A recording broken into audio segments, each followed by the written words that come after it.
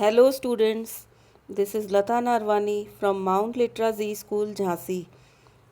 Children, we are doing lesson Why Do We Fall Ill?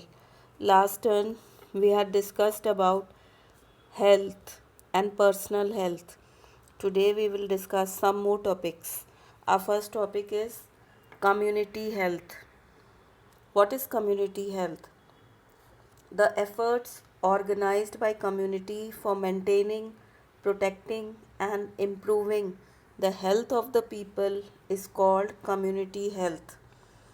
This involves provision for safe water supply, second, proper disposal of sewage and wastes, third, providing facilities for prevention by vaccination against TB, tetanus, polio, measles, hepatitis, etc. Fourth, giving health education to people. Fifth, provision of family planning advices and services. Sixth, management of different types of pollution like air pollution, water pollution, noise pollution, etc. Seventh, prevention of food adulteration. Eighth, establishment of health centers, hospitals, colleges, institutes, etc. Last point is cleaning of roadsides and parks. Next topic is healthy and disease free. Now, what is the difference between healthy and disease free? One who is disease free may not necessarily be healthy. Healthy. Healthy means a person which is able to work, play, study, sing, or any activity which one wants to do. If a person is unable to perform any normal activity, he is unhealthy. Unhealthy person necessarily does not mean that he or she is suffering from disease. He may be disease free but unable to perform due to any other reason. So, a person can be disease free but not always healthy. So, here are points of difference between healthy and disease free. First point is healthy means state of physical, mental, and social well being. Disease free means state of body without having any discomfort or symptoms of disease. Second point, healthy person is always energetic. A disease free person may or may not be energetic. So these are the difference between healthy and disease free.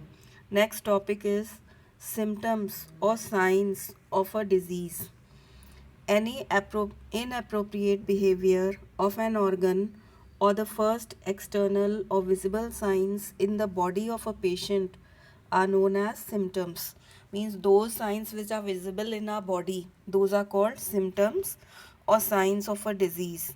For example, coughing, headache, body pain, restlessness, swelling of a body part, etc.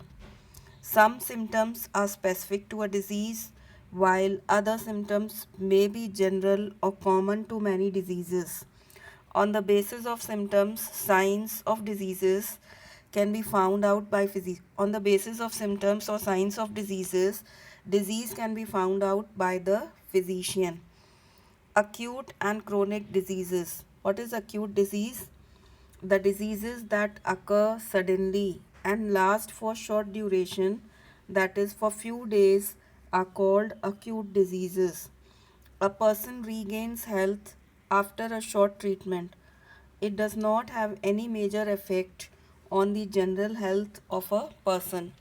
Examples are common cold, dysentery, typhoid, etc.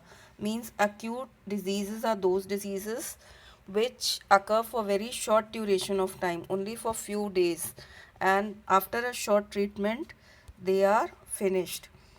Chronic diseases, the diseases that last for many months or years or throughout lifetime, are called chronic diseases. Examples are tuberculosis, diabetes, arthritis, heart disease, blood pressure, cancer, asthma, etc. The person becomes weak and loses interest in life. He becomes weaker day by day, and in such case, regular and prolonged treatment is required to regain health. Means it takes a lot of time to get cured from a chronic disease. It takes a lot of time, many months or years. What is the difference between acute and chronic disease? Here are some points. First point is acute disease. The diseases that stay for a short time period are called acute diseases. Chronic diseases that stay for a longer duration or whole lifetime are called chronic diseases. Second point, in acute disease, the patient regains health after a short treatment.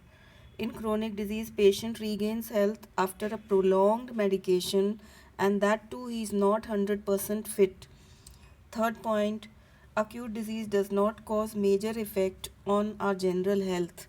In chronic disease, it harms the general health of a person. A person becomes weaker and weaker. Examples of acute diseases are cough, cold, fever. Examples of chronic diseases are arthritis, TB, cancer, etc. Now, next topic is causes of diseases. All diseases have some causes. These causes may be immediate causes or they can be contributory causes. Immediate causes are those causes which directly affect the patient, and contributory causes are those causes which indirectly affect the patient. Now, there are many levels of causes of a disease. First, level 1 or immediate or primary causes. What are immediate causes? Some diseases are caused due to infection by microorganisms such as bacteria, virus, fungi, and protozoa. For example, common cold is caused by virus. The virus is the immediate or primary cause here. Second is level 2, contributory or secondary causes. In this, we have many points. First point is unclean environment. This includes polluted air, polluted drinking water, or polluted food, which may cause any microorganism. Second is deficiency of nutrients in diet. Persons which take a diet which does not contain proper amount of all the nutrients or the essential and nutrients for our body are prone to various diseases. Means if the person is taking a diet which is deficient in carbohydrates or proteins or vitamins, then it can cause various diseases in his or her body. For example, marasmus and kwashiorkor. These are diseases which are caused due to lack of protein and carbohydrates in small children. Second, anemia. It is caused due to lack of iron. Third is goiter. This is caused due to lack of iodine. Next is genetic factors. Some persons may suffer from genetic disorders which may lead to some abnormalities in the physiological functioning of the body, or the genetic disorders also can occur due to genetic reasons. A person's immunity to fight against diseases gets reduced due to these reasons. Next is level 3 causes or lack of public services or tertiary causes. Those diseases which are caused due to lack of public services come under this point, like unclean or unhygienic conditions around the place where a person lives or works. So these are the various points, various causes of diseases. So children, this is all for today. Thank you.